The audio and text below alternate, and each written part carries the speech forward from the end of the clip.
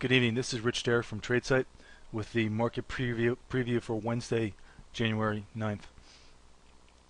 The last session was kind of a lackadaisical session, which was really just characterized by kind of light distribution across the board. We had the ES futures lower by about 3 handles, and the Nasdaq futures lower by a little bit less on a relative basis. So there was distribution across the board. The weakest of the big three was actually the Dow, which was down 55 points. We started off the day with kind of a strange situation where the commodity prices were higher while the dollar was stronger, and that conflict, ultimately resolved itself by commodity prices giving away a little bit, especially in the case of the crude futures, which gave back their gain intraday. Overall, a distribution day with a little bit of a kind of a risk-off profile. We saw a little bit of a bump up in the government securities represented here by the TLTs. A little bit of strength in the dollar, especially against the yen, which is something that we're going to talk about again a little bit later. The advanced declines were, really just kind of nowhere. Minus 17 issues on New York and minus 146 issues on Nasdaq. So very, very light day as far as real pressure being exerted on the market overall. So here's a look at the ES futures, the broad market futures, and we have we're still boxed up and still trapped inside the range from this range expansion breakaway candle here that we had so it's coming up on a week ago.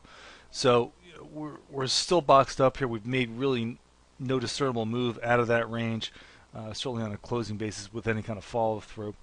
So we're still trapped within that range, and the resolution of this range is going to be really key. And since we've spent so many days in here, we're here 1, 2, 3, 4. This is the 5th day in the same range. Since we've been here so many days, the breakout out of this range should really have some teeth once it materializes. So be prepared for that. Let's be ready. Obviously, just up above we've got the 6/8 level, this prior high, and below it we've got the gap window here that's already been used a couple of times. That's right here. Okay, we used that the first day up. We used it today as well. So these are really the defining levels. So we're going to be looking at about 1444 on the downside, and to the upside we're going to be looking at a cross above the previous high on the chart here, about 1468 3/4. Now the NQ futures have had a overall relatively weaker design, but we're still basically in that same range. We're still kind of more or less being contained by the gap window to the downside and the range expansion candle from the breakaway to the upside. So we're still basically in that same range. We do have this little bit of a downward bias. Today we traded outside the previous day. We took the high, we took the low, and ultimately settled just very, very marginally lower on the day. But we're still just a little bit below the low of this prior candle. So it's really just kind of a lackadaisical trade. And right now the broad market, the S&P side is really driving, and right now the Nasdaq side is really just along for the ride. So we have to see if we can get a little more relative strength out of the Nasdaq to get some kind of a lead. It was obviously relatively stronger today versus the S&P, but it was really just a minutia. So it really doesn't nothing you can hang your hat on to trade tomorrow. Now our multi-sector chart shows about the same thing. The gold stocks, the XAU, still remain as a source of funds. The strength has really been in the BTK. That's really been our best performing sector of the majors, followed by the financials. The SOX is still really struggling and was relatively weak on the day here. The SOX is in the blue, so the strength still remains in the BTK issues. Today, Celgene CELG pushed up to a really nice new high. Definitely one to keep on the radar here. 52-week move, something that could be tradable for another day or two. Internally, the market remains relatively benign with really no real influence either way. The only one little point of interest here, the put call ratio did take a little bit of a push to the upside here, which is kind of a bearish stance for the market to take as the put call ratio elevates itself. When you get these extreme high put call ratio readings, that's when the market is sufficiently bearish enough to reverse back to the upside. We're moving towards that direction, but we don't have a climactic reading just yet. Here's our 10-day trend, the ARMS index, the New York ARMS index. Neither overbought nor oversold at the moment, though returning from a very sharply overbought reading. But right now we're back into the heart of the neutral territory. Our cross chart of the broad market, the SPX versus the TLT, the bonds, took a hit today in favor of safety in the bonds versus growth in the overall stock market. We came up here to this 1240 area to retest this high water mark, but so far have not been able to push above it. Kind of just pulling back here again. This is a very sharp move. It doesn't usually move this far, this fast, all that often. So this is a pretty good move. So a retrace isn't really that uncommon. I would welcome, a retracement, a fall back to about this 12 area in the chart, and then a hook back up to drive to a new high. That would be fine. Anything below that 12 area is going to be a little bit concerning. That we're really starting to lose momentum as far as the rotation from the more defensive issues into the more growth-oriented stock issues.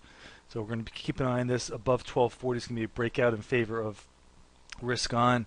If we break down below 12 as we get through earnings season here, that's going to be cause for concern. I think it's appropriate to take a look at the oil services, the OSX, the oil services stocks versus oil futures. Oil futures are in blue here. The OSX index is in the red. What you generally find is that the oil stocks themselves will generally lead price. And you can see it if you look back over here to the left of the chart. You can see the breakdown happened sharply here in the oil services, which is the red, and really led to the downside here. The bottoming happened here earlier in the OSX, which turned up here, even as oil futures were going lower. That made that bottom. What we have right here is we've had a turn up right here in crude futures. Okay, but it wasn't really led so much by the OSX. The OSX was trying to turn higher here and led, but now we've got this lift here in the crude futures, kind of following the OSX on kind of a lagging basis, which I'm not really that keen with. We had this strong pull away here, which I very much like in the chart, which was driving the oil futures higher here, but now we're starting to get a little bit of a pullback here, so I want to make sure that we don't lose this relative support in the OSX, because the OSX loses this support, then the crude futures are really going to have a hard time here at $93.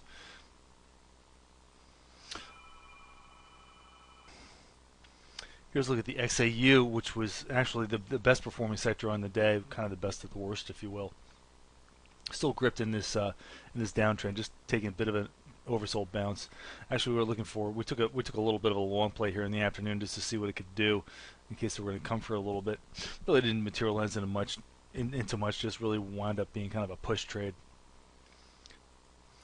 Here's the BTK. It was relatively flat on the day. Didn't really get too far, but it did hold up.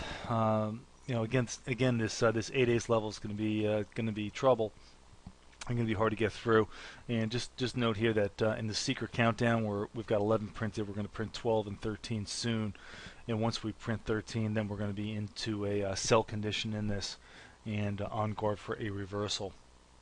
All right, here's the BKX, which is still kind of gaming this 8 ace level.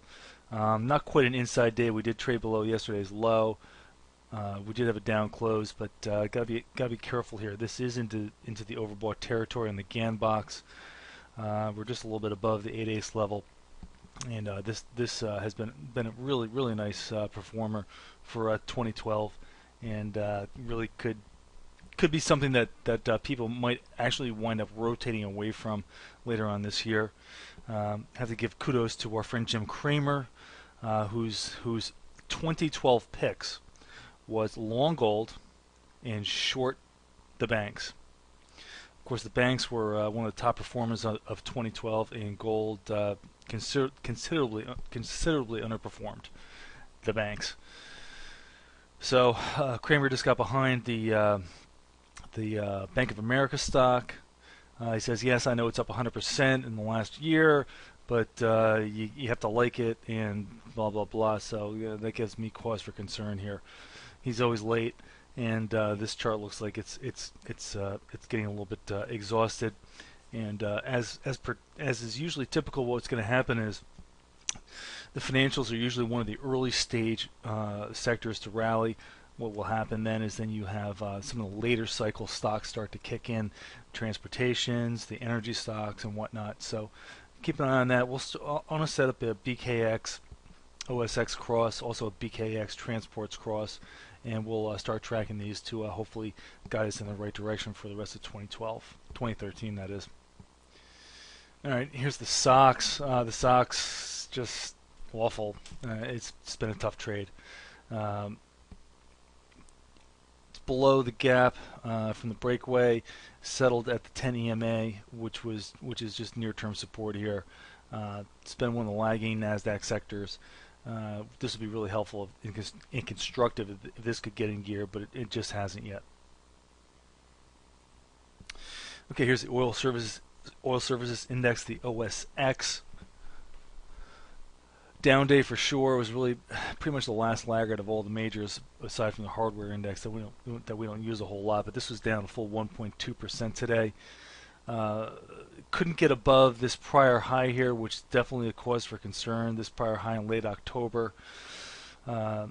Possible double top here. You don't want to see that when you're below a previous high water mark and not really making it. So even though we have this little double bottom in here from December, we have to be on guard for this thing really starting to roll back down again. This would be very unwelcome for the Nasdaq and the technology bulls.